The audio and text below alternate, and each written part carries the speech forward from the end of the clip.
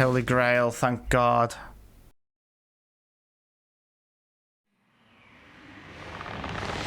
Oh, why? What? Hey everybody, how's it going? Now that I've got your slightly divided attention, yes, here we are today playing Ninja Gaiden Sigma. I've clocked in just over 150 hours of playtime on this bad boy, and it was a doozy. So this video isn't an hour long. We are going to be quickly firing through the easy-ish stuff to show you the hardest and most frustrating parts of this game on the way to all achievements. Let's get it. We did our first of 3.5 playthroughs on Hero Mode because there is an achievement tied to this difficulty. For those of you who don't know, Hero Mode basically means you can't die. Oh, this is Hero Mode. Can't die. When you get to low health, Ryu's Ultra Instinct kicks in and he dodges everything for you.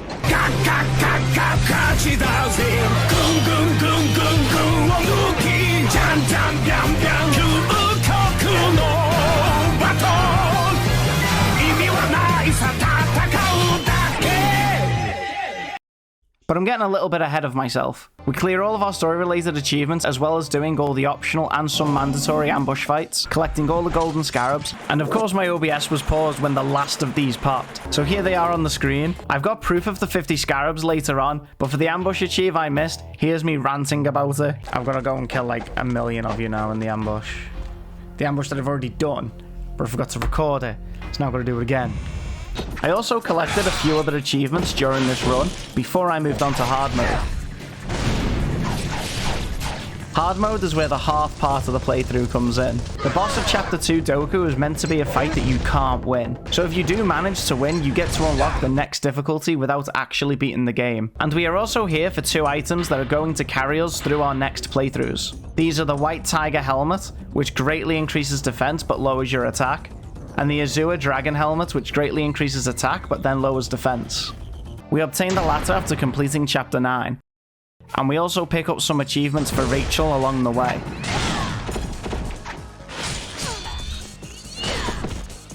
Next up is the very hard difficulty playthrough. I don't really want to bore you with everything, so here are the highlights. We pop 2 of the Weapon Master achievements for 1,000 kills per weapon. We find our last Team Ninja barrier. There is 3 of them across the game, and I happen to miss the second one on my first playthrough. Interacting with these will refill your health and ki, which we are now going to abuse to farm 3 achievements for using each ki ability 100 times.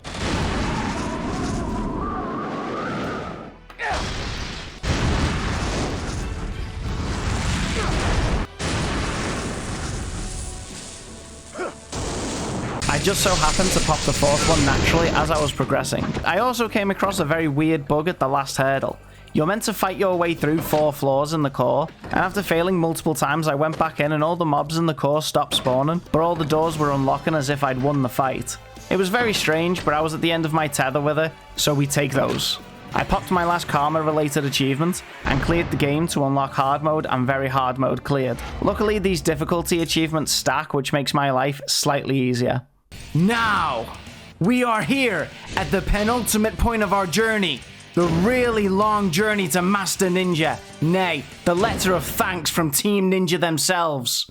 We are of course going to beat Ninja Gaiden Sigma on Master Ninja difficulty.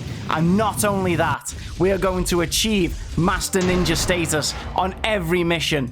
That's Legendary Hunter status for the ladies. And then, and only then, can we call ourselves the strongest ninja. So here's how we're going to do this. First things first, karma is the king. These are the points that are going to get us Master Ninja ranks. We can get it in a variety of ways, launching ultimate techniques, killing large numbers of enemies, and beating fights under the time limit. This gets you 10k per fight. But you only get 1 shot at these fights. If you run away by mistake or despawn the enemies, the whole fight has to restart. But you get no points this time around. You can get bonus karma at the end of a mission. You'll want to beat the level in good time, kill a certain number of enemies, farm up enough essence, and finish with full ki. And every boss fight you win is also worth 100k. On a good run, hitting all of those targets gets you a free 300k karma. Just missing out on some of these points is enough to force a level retry, depending on when you last saved. which is probably fairly recent because we make a lot of saves. Mission 1 and 2 are considered some of the hardest levels for this playthrough because you have no key, your health bar is really low, and you're fighting against the strongest versions of every enemy with no counter or anything above a 3-hit combo. So yeah, we gotta pull some tricks out to make it fair. Leaving Essence out after a fight to charge ultimate techniques for the next one helps keep the death loop going. And wall jumps. Where would I be without my wall jumps? After abusing the AI and killing a man and his horse, we got ourselves 2 Master Ninja ranks. Ah, just short. No, we got it. Yes, buddy, let's go. Mission 3 and 4 are pretty tame. We get our dual katanas, beat up an electric fat man on top of a zeppelin, crash the zeppelin, fight the army, and find Bay. Also, I know I'm making this sound really easy, but I promise you there were many attempts at pretty much every fight that I did. I might look into an attempt counter. Ah, much better. I also have no footage of Mission 5 because I forgot to record it. I'll get better, I promise. From here on out, the game started to get really frustrating. Like right here in Mission 6. Every time I got to this point, I'd get this weird load time where basically it was a lottery on if I got hit or not. And this being before a boss fight and being limited on how much essence I can spend on health items made it all the more annoying. Mission 7 did take me a long time to complete, but it was definitely a skill issue. We get to have our first fight with a reoccurring mini-boss, the Doppelganger. Man can do everything you can do, but better.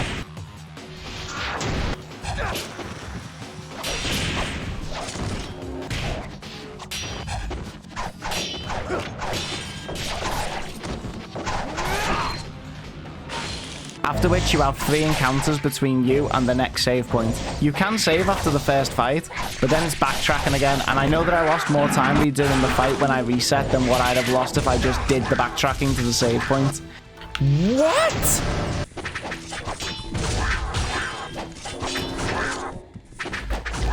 What?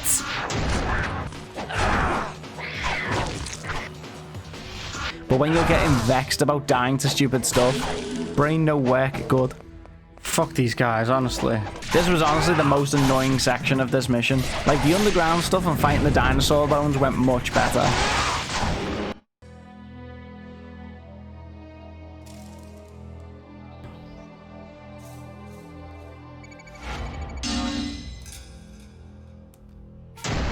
Master Ninja, let's go! Yes, let's go, baby! Mission 8 is our first, technically second Rachel mission. These are generally quite short, but can be quite difficult until you get to grips with her moveset.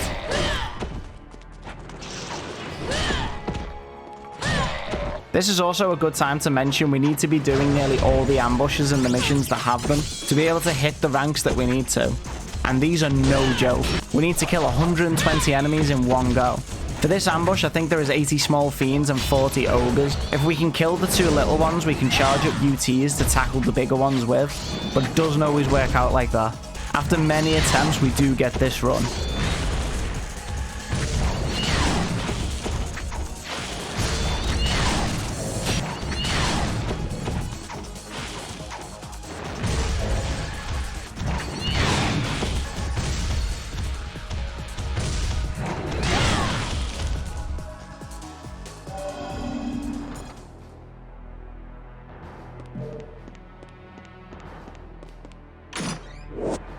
The funny thing is, we're not even done yet. We still need to actually beat the boss of the level as well. But after that ambush, the skill diff is real.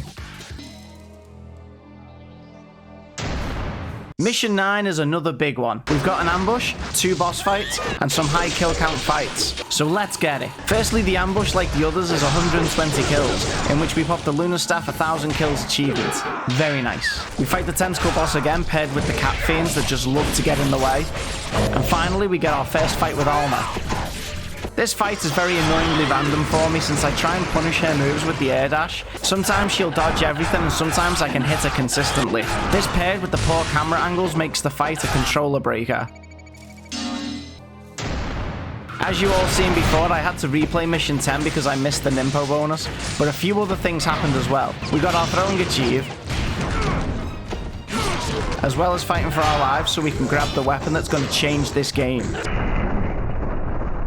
I can't pronounce its name very well, so I'm gonna go with Big Sword. It's a little slow, but it does a lot of damage.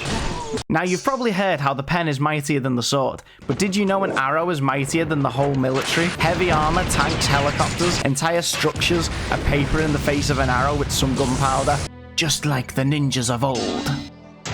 Mission 12 takes us to the sewers, because no game is ever complete without a trip to the sewers. And let me tell you, we're making some coin down here. This is a big chapter, so just finishing in good time and killing all the bosses should net us the Master Ninja rank.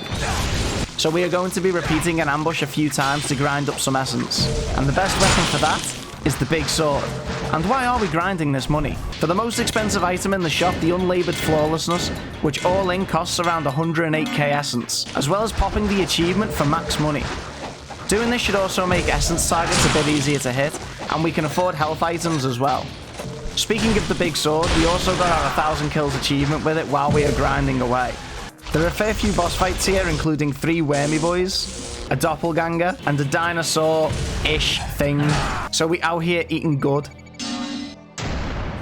Lucky number 13 takes us to fighting Doku again, only this time man can't one-shot me, and bringing friends to the fight isn't going to end well for him. Mission 14 is our last Rachel mission in the story, and it's pretty fun. The ambush is generally quite easy, just keeping ultimate techniques going is the key and abusing iframes when and if possible.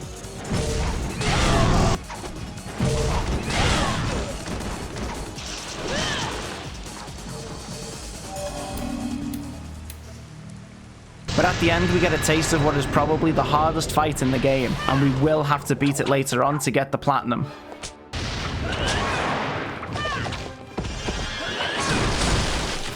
Mission 15 is a banger as it contains arguably the hardest ambush in the game. So there's these enemies called nightmares, and they have 2 phases. A slow one, and a fast one.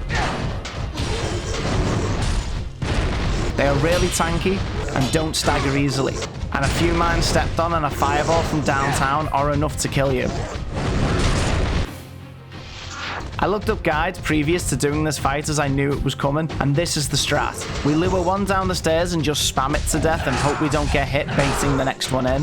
And we do this for 120 of them. Psych! Now we out here fighting them all in the arena with a staff and counters, baby. We're going to abuse those iframes.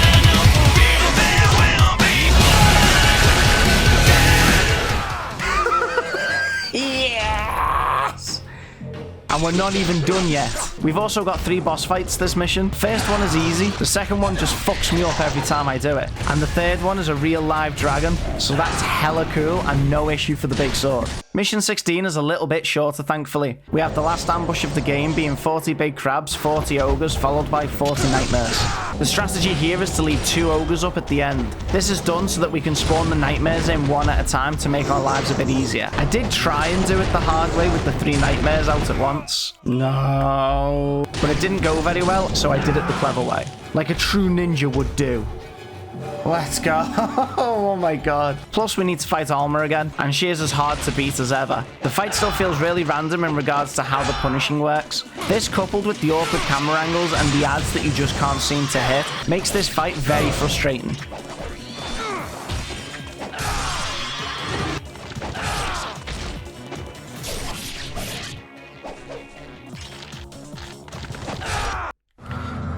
Oh, let's go. The run of runs. The run of runs.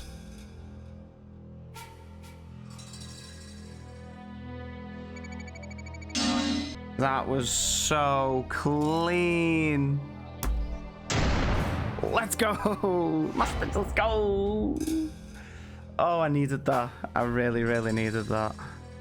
Mission 17 isn't a walk in the park, but by this point in the playthrough, we've got all our mechanics down. We've learned to counter all the enemies and exploit their weaknesses. At this point, I just felt unbeatable. And getting to kill an already dead Doku was very satisfying. Now, Mission 18 is the Gauntlet. We have to fight our way to the top of the tower using all of the knowledge we've gained.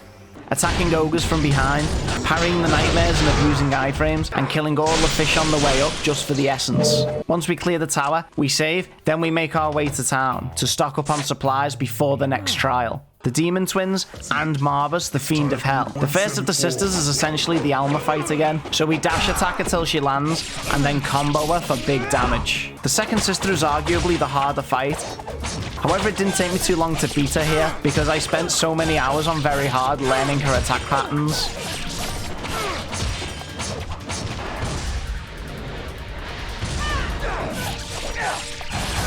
And lastly, Marbus is a worse version of Alma. You can't knock him out the air, but you can damage him sometimes while he's there. Generally, we just wait for him to spiral attack us. When we dodge, he's stunned for a few seconds, which is enough time to deal some major damage.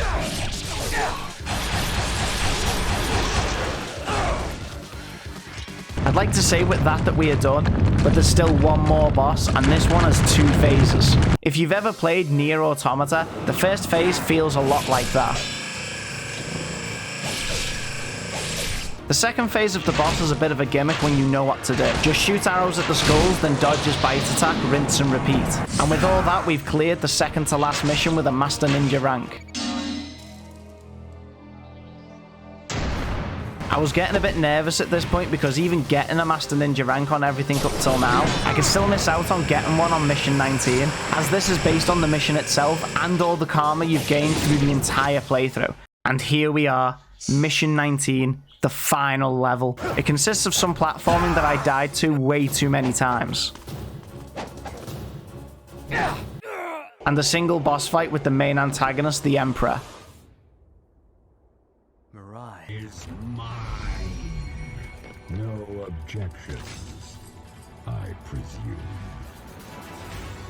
But my guy's been hitting the gym and is ready for a rematch.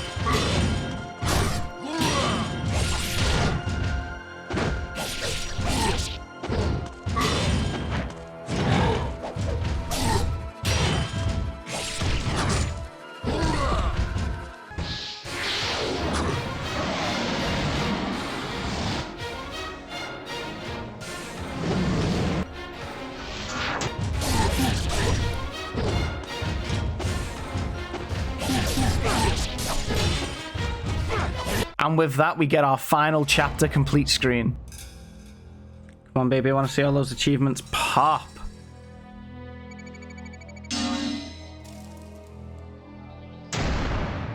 Yeah, buddy. Yes. Wait. Where's my platinum? Oh yeah, the trials. These are short challenges that vary from kill this many enemies to fight with this limited inventory, or one of my personal favorites, you and the enemies both die in one hit. Overall, there is 8 achievements tied to the trials themselves. We get them for clearing a set amount of trials and acquiring coins. Coins are just there to represent the difficulty we clear each trial on. 7 of these 8 pop just through the first clear. The final one is obtained by acquiring a platinum coin on every trial, which means beating each challenge 4 times, once per difficulty. And this right here is the hardest challenge of all of them. We have to fight both sisters at the same time, on Master Ninja difficulty. They hit pretty hard and their teamwork is impeccable. And of course we actually need to win the fight, unlike in story mode. This fight alone took me 4 hours straight to get through.